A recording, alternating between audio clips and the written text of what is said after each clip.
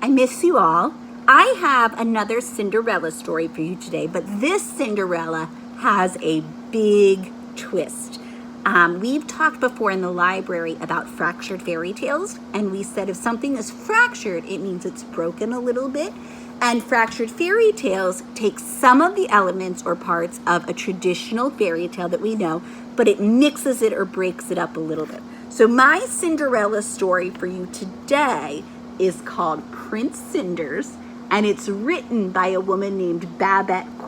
I'm going to read you the story, and then at the end, if you want to send me a message or drop me a comment and let me know how it's the same as Cinderella and how it's different, I would love to hear from you, or even if you just want to tell me what your favorite part of the story was or whether you liked it or not. Prince Cinders by Babette. Prince Cinders was not much of a prince. He was small, spotty, scruffy, and skinny. He had 3 big hairy brothers who were always teasing him about his looks. They spent their time going to the palace disco with their princess girlfriends. They made poor Prince Cinders stay behind and clean up after them.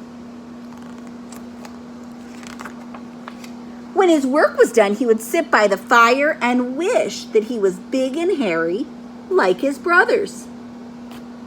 One Saturday night when he was washing socks, a dirty fairy fell down the chimney.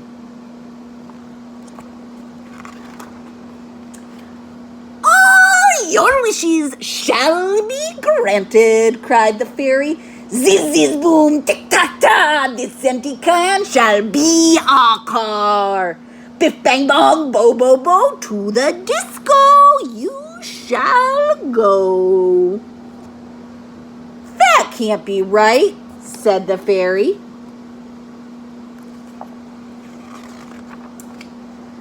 "Toe of a rat and eye of a newt, your rags will turn into a suit." "Drat," thought the fairy. "I didn't mean a swimsuit. Your greatest wish I'll grant to you. You shall be big and hairy too." Prince Cinders got big and hairy all right. "Rat," said the fairy. "Wrong again. But I'm sure it wears off at midnight." Prince Cinders didn't know he was a big hairy monkey because that's the kind of spell it was. He thought he looked pretty good. So off he went to the disco. The car was too small to drive, but he made the best of it. But when he arrived at the Rock and Roll Royal Bash, he was too big to fit through the door. He decided to take the bus home. A pretty princess was waiting at the stop. "When's the next bus?" he grunted.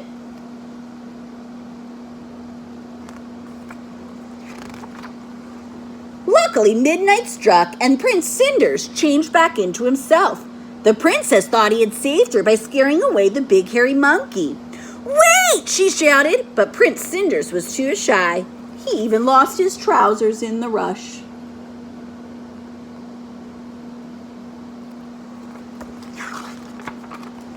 The princess was none other than the rich and beautiful Princess Lovelypenny. She put out a proclamation to find the owner of those trousers. The Princess Lovelypenny decrees that she will marry whomever fits into the trousers lost by the prince who saved her from being eaten by the big, hairy monkey. Fitting sessions begin today.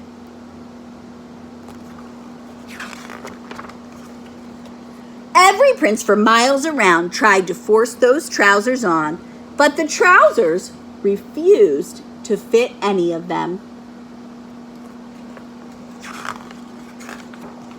Of course, Prince Cinders' brothers all fought to get into the trousers at once.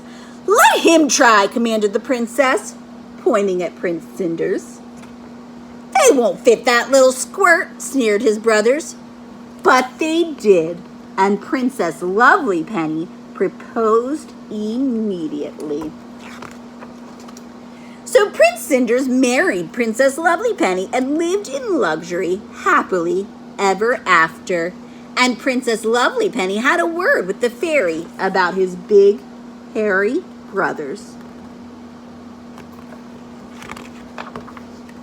whom she turned into house fairies, and they flitted around the palace doing housework forever and ever. The end. I would love to hear how it was the same or how it was different or just what your favorite part was. I miss reading with you. Bye.